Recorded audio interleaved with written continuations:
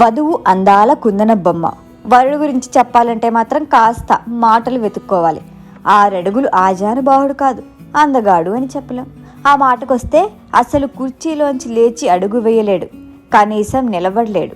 Wheel chair సాయం లేకుండా ఒక్క అంగుళం కూడా ముందు కదలలేడు. కానీ వారిద్దరికీ విధి వివాహం ఖాయం చేసింది. ఇటీవల ఈ వివాహం జపాన్లో అంగరంగ వైభవంగా జరిగింది. వివాహానికైన ఖర్చు 150 కోట్ల రూపాయలు అని టాక్. ఈ అరుదైన వివాహం ఇప్పుడు సోషల్ మీడియాలో టాక్ ఆఫ్ ద మీడియాగా మారింది.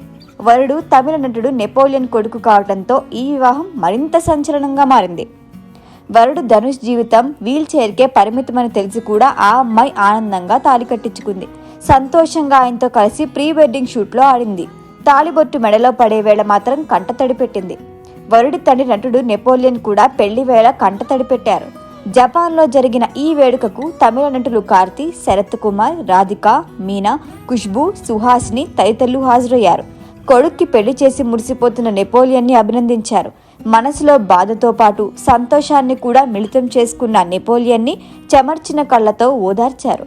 ఈ వివాహం గురించి పూర్తిగా వివరాలు తెలుసుకునే ముందు నటుడు నెపోలియన్ గురించి మనకు తెలియని కొన్ని వివరాలు తెలుసుకుందాం. తమిళ్లో హీరో కమ్ విలన్ గా రాణించారు నెపోలియన్. అప్పట్లో తెలుగులో నాగార్జున హలో బ్రదర్ మూవీతో పాటు మరికొన్ని సినిమాల్లోనూ ఆకట్టుకున్నారు. నటుడిగా పీక్ స్టేజ్లో ఉన్నప్పుడే ఆయన రాజకీయాల్లోకి వెళ్లారు. ఎమ్మెల్యే, ఎంపీగా కూడా గెలిచారు. మన్మోహన్ సంకీర్ణ ప్రభుత్వంలో డిఎంకే తరపున కేంద్ర మంత్రిగా కూడా పనిచేశారు. ఆ తర్వాత రాజకీయాల్ని, తమిళ సినీ రంగాన్ని వదిలేసి అమెరికాలో సెటిల్ అయ్యారు. అమెరికాలో ఆయనకు పెద్ద పెద్ద వ్యాపారాలే ఉన్నాయి. 1000 కోట్ల రూపాయలకి పైగా ఆస్తులున్నాయట. నెపోలియన్కి 2 కొడుకులు, అందులో ఒకడు ధనుష్. చిన్నప్పుడు అందరిలానే ధనుష్ ఉన్నాడు. అయితే మస్కులర్ డిస్ట్రోఫీ అంటే కండరాల బలహీనత మొదలైంది. ఆ అరుదైన వ్యాధితో మంచం పడ్డాడు. చాలా ఆసుపత్రుల్లో చూపించారు, కానీ నయం కాలేదు. క్రమక్రమంగా అతని శరీరం అంతా చచ్చుబడిపోయింది.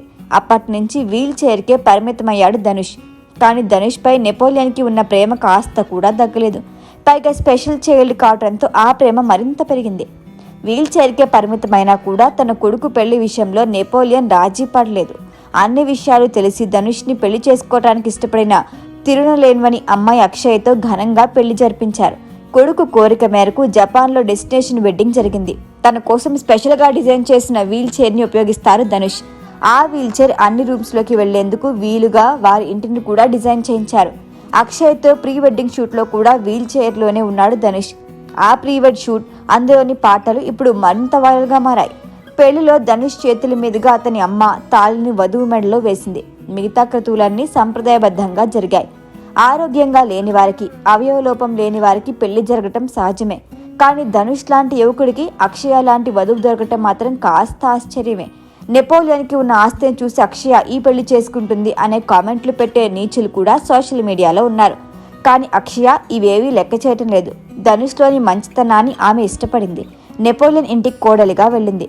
అన్నట్లు నెపోలియన్ మంచితనం గురించి మరిన్ని కథనాలు కూడా ప్రచారంలో ఉన్నాయి.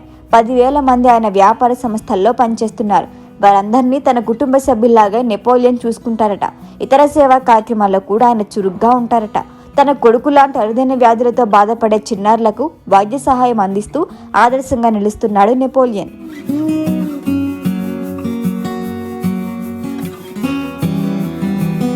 ఈ వీడియో కనుక మీకు నచ్చినట్టయితే లైక్ చేయండి, షేర్ చేయండి, సబ్స్క్రైబ్ చేయండి. అలాగే పక్కనే ఉన్న బెల్ ఐకాన్ని క్లిక్ చేయండి.